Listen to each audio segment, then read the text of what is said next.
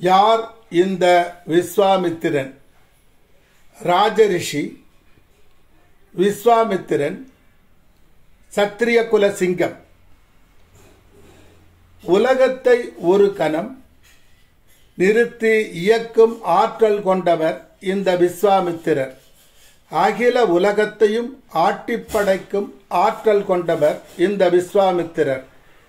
இந்த உலகில் யாராக இருந்தாலும் எவராக இருந்தாலும் இறை சக்தியை அடைய முடியும் என்ற தத்துவத்தை உலகுக்கு எடுத்துக்காட்டி அதற்கு உதாரணமாக நின்றவர் இந்த விஸ்வாமித்திரர்.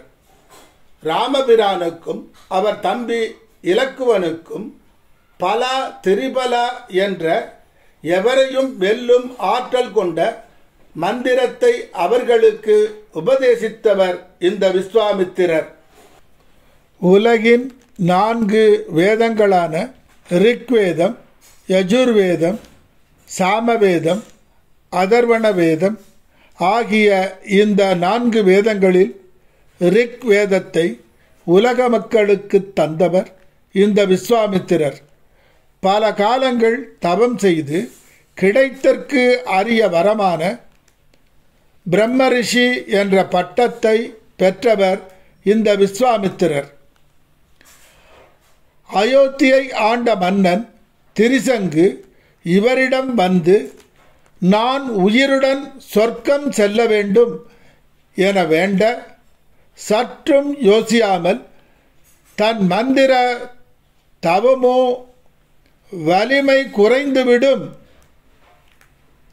என்று எண்ணாமல் தன்னலம் அற்றவராய் தன்னை யார் என்ன வேண்டினாலும் வரம் தரும் குணம் கொண்டவராய் கேட்டவர்க்கு கேட்டதை அருளும் ஈசனுக்கு அடுத்தபடியாக உள்ளவர்தான் இந்த விஸ்வாமித்திரர்.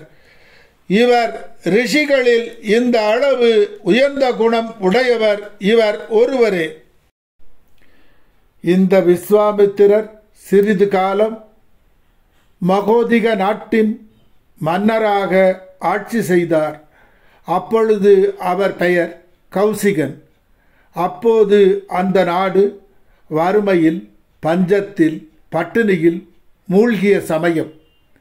மக்கள் வேதனை உறுவதை காண சகிக்காமல் என்ன கேட்டாலும் தரக்கூடிய காமதேனு, அதன் கன்று நந்தினி ஆகிய 2 பசுக்களையும் தன் வசம் வைத்திருக்கும் வசிஷ்டரிடம் அதை தன் நாட்டு மக்களின் பசி தீர அதை தனக்கு தருமாறு வேண்ட, அதை அவர் கொடுக்க மறுக்க, உம்மை போல் நானும் சக்தி மிக்கவனாக மாறுவேன் என்று சபதம் செய்து மன்னனுக்குரிய எல்லா சுகத்தையும் துறந்து திடமனத்துடன் கடும் தவம் புரிந்து சிவபெருமானிடம் பிரம்மரிஷி பட்டம் பெற்றவர்தான் இந்த விஸ்வாமித்திரர். விஸ்வாமித்திரருக்கும் தேவலோக மங்கையான மேனகைக்கும் பிறந்தவள்தான் சகுந்தலா. இந்த சகுந்தலையின் கணவன்தான் துஷ்யந்தன்.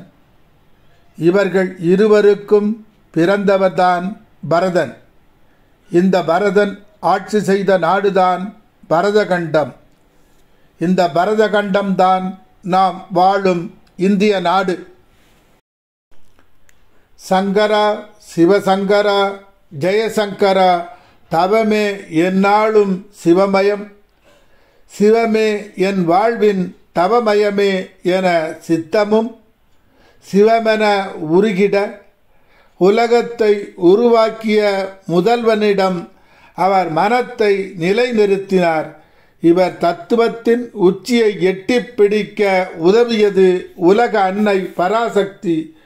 பஞ்சமுக விளக்கை ஏற்றுமாறு அன்னை கூற, அவர் விளக்கை சாதாரண திரிகொண்டு ஏற்றாமல் தன் உடலாகிய காயத்தை திரியாக மாற்றி பஞ்சமுக விளக்கை எரியச் செய்தார்.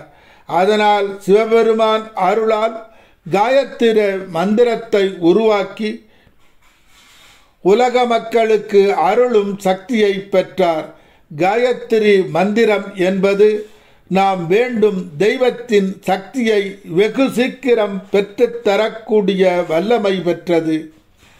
மக்களையும் தெய்வத்தையும் இணைக்கும் முனியாக மாறிவிட்டார் இந்த விஸ்வாமித்திரர். இவர் எழுதிய நாடி ஜோதிட முறைப்படி கணிக்கப்பட்டுள்ளது இந்த வருட சிறப்பு பலன்கள். இதை பார்த்து கேட்டு எல்லா நலன்களையும் அடைய என் குருவாகிய விஸ்வாமித்திரர் அருள் புரிய வேண்டுகிறேன். தனுசு 2025 சிறப்பு பலன். அன்பும் சிவமும் இரண்டன்பர் அறிவிலார். அன்பே சிவமாவது அறிந்து இவர் அதன்படி நடக்க முற்படும் காலம் இக்காலம். திருமண தலத்தில் குரு மனத்தில் இருக்க சிறப்புறும் கன்னிகா லாபம். குரு விஸ்வாசம் பிதாவுக்கு மேல் ஓங்கும் குணம். அதால் எங்கும் பிரசித்தி பெருமையும் கீர்த்தியும் பெண்களால் சுகமும் உண்டாம்.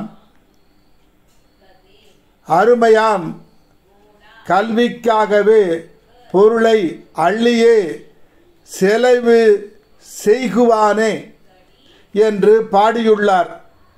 தனுசு ராசிக்கு 7ஆம் இடம் மிதுனமாக அமைந்து அதிலே குரு பகவான் வரும் காலம் குடும்ப வாழ்க்கை இன்பத் தேனாறு பாயும் காலமாக அமையும். எதிர்காலத்தில் குடும்ப நலன் பற்றிய எண்ணம் மேலோங்கும். எதிர்காலம் பற்றிய சிந்தனை எதிர்காலத்துக்கு வேண்டிய பணத்தை சம்பாதிக்கும் முயற்சியில் கவனம் இருக்கும். தான் செய்ய வேண்டிய காரியத்தை மிகவும் திட்டமிட்டு செயல்படுவீர்கள். பல தடவை யோசித்து முடிவெடுப்பீர்கள். அப்படி முடிவெடுத்ததை யாராக இருந்தாலும் மாற்றிக்கொள்ள மாட்டீர்கள். தனது கருத்தை தனது செயலை மாற்றிக்கொள்ள மாட்டீர்கள். தன் கருத்தை மற்றவர்கள் கேட்க வேண்டும் என்பதற்காக தன்னால் முடிந்தவட்டும் போராடுவீர்கள். மற்றவர்கள் சொல்லும் கருத்து சரிவராது என்று தெரிந்தால் தன் கருத்தை நிலைநாட்ட விவாதம் செய்வீர்கள். எல்லாம் தெரிந்த ஆசிரியர் போன்ற குணம் படைத்தவர்களாக மாறிவிடுவீர்கள். காலபுருஷ தத்துவப்படி 12ஆம் இடம் மீனமாக வருவதால் அந்த இடம் தனுசுவிற்கு 4ஆம் இடமாக வருவதால் 7ஆம் இடம் ஒரு தொழில் ஸ்தானம் ஆவதால் குரு தனகாரகன் ஆவதால் 7ஆம் இடம் வியாபாரஸ்தானம் ஆவதால் நீங்கள் தற்சமயம் இருக்கும் இடத்தை விட மிகவும் உயர்ந்த நகரத்தை உடைய நாட்டிற்கு அதாவது வெளிநாட்டிற்கு வேலை செய்ய செல்லும் யோகம் கிட்டும். தற்போது இருந்த பதவியை விட உயர் பதவியில் அமர்த்தி அழகு பார்ப்பார் குரு பகவான். நீங்கள் உங்கள் மனதில் இதுவரை கண்டு வந்த சின்ன சின்ன ஆசை பெரிய பெரிய ஆசை அனைத்தும் நடக்கத் தொடங்கும் நேரம். அதனால் சிறிது காலம் நீங்கள் உங்கள் உறவுகளை விட்டு பிரிந்து சென்று வெளிநாட்டில் வசிக்கும் காலம் ஆகும். மற்றபடி இது ஒரு அற்புதமான பொற்காலம் ஆகும். வாழ்க்கையிலே கிடைத்தற்கு அரிய பெரிய பெரிய நல்ல மாற்றங்கள் அமையும். அபிலாசைகள் அனைத்தும் பூர்த்தியாகும். வெகு விரைவிலேயே உறவுகள் ஒன்று சேரும் காலம் வரும். புதிய மனிதர்கள் சந்திப்பும் நட்பும் கூடும். எதையும் சமாளிக்க முடியும் என்ற தன்னம்பிக்கை கூடும். முற்றிலும் புதிய இடத்தில் வாழ்க்கை அமையும். இந்த கால சூழ்நிலைக்கு தக்கபடி உங்களை தயார்படுத்திக் கொள்ள உதவுவார் குரு பகவான். குரு பகவான் உங்களை ஆச்சரியத்தின் உச்சிக்கு அழைத்து சென்று அழகு பார்ப்பார். குரு பகவான் இதுவரை தாமதமான காரியங்கள் அனைத்தையும் துரிதப்படுத்துவார். உங்களுக்கு மதிப்பு, மரியாதை, அந்தஸ்து, பணம், செல்வாக்கு இவை அனைத்தையும் படிப்படியாக உங்களுக்கு தந்து உங்களை உயர்த்தி அழகு பார்ப்பார் குரு பகவான். பணம் பல மடங்காக வரும். 1/1/2025 முதல் 18/1/2025 காலகட்டத்தில் சிறந்த நிர்வாகி என்ற அந்தஸ்து கிட்டும். 19/1/2025 முதல் 5/2/25 காலகட்டத்தில் தொழிலில் உள்ள உங்கள் திறமை மேம்படும். இனி தொடர்ந்து ராஜ வாழ்க்கைதான், குபேர வாழ்க்கைதான். புதிய ஒப்பந்தங்கள் கிடைக்கும் காலம் 5/2/2025 முதல் 26/2/2025 காலகட்டத்தில் சகோதரர் பண உதவி செய்யும் காலம். தனது தொழிலில் தான் விரும்பிய இலக்கை அடையும் காலம். எல்லோரையும் அதிகாரம் செய்யும் தலைமை பதவி கிட்டும். 26/2/2025 காலகட்டத்தில் தொழில் சம்பந்தமான புதிய படிப்பு படிக்கும் காலம். திடீர் என அவ்வப்போது இரவிலும் பகலிலும் உறவுகள் பிரிவை பற்றிய மன வருத்தம் வந்து போகும். 8ஆம் இடத்திலே செவ்வாய் நீசம் பெற்று அமரும் காலம். கணவன் மனைவியிடையே சின்ன சின்ன கருத்து வேறுபாடு வந்து மாறும். 16/12/2024 முதல் 13/1/2025 காலகட்டத்தில் எந்த காரியத்தை நினைத்து எந்த தெய்வத்தை வேண்டினீர்களோ அந்த தெய்வம் வந்து வரம் தந்துவிடும் காலம். அதிர்ஷ்ட காற்று வீசும். அற்புதம் ஒன்றன் பின் ஒன்றாக நடக்கும். சிலருக்கு வெளிநாட்டிற்கு வேலைக்கு செல்வதற்காகவோ படிப்பிற்காகவோ செல்லும் சமயம். 13/2/2025 முதல் 14/3/2025 காலகட்டத்தில் அதிர்ஷ்ட தேவதையின் அருளால் முக்கிய மனிதர் என மதிக்கப்படும் காலம். நல்ல விதியானது நிதியை அள்ளிக் கொடுக்கும் காலம். குரு பகவான் கடக வீட்டில் உச்சம் பெறும் காலம். கணவன் மனைவி ஒன்று சேரும் காலம். நிலப்புலன்கள், வீடுகள், வாகனங்கள் என எல்லாம் ஒன்றன் பின் ஒன்றாக கிட்டும். 29/3/2025 சனி பகவான் மீனத்திலே வரும் காலம். உங்கள் உழைப்பும் அதிகம் ஆகும். செல்வச் செழிப்பும் அதிகம் ஆகும். சின்ன சின்ன பிரச்சனைகள் வந்து போகும்.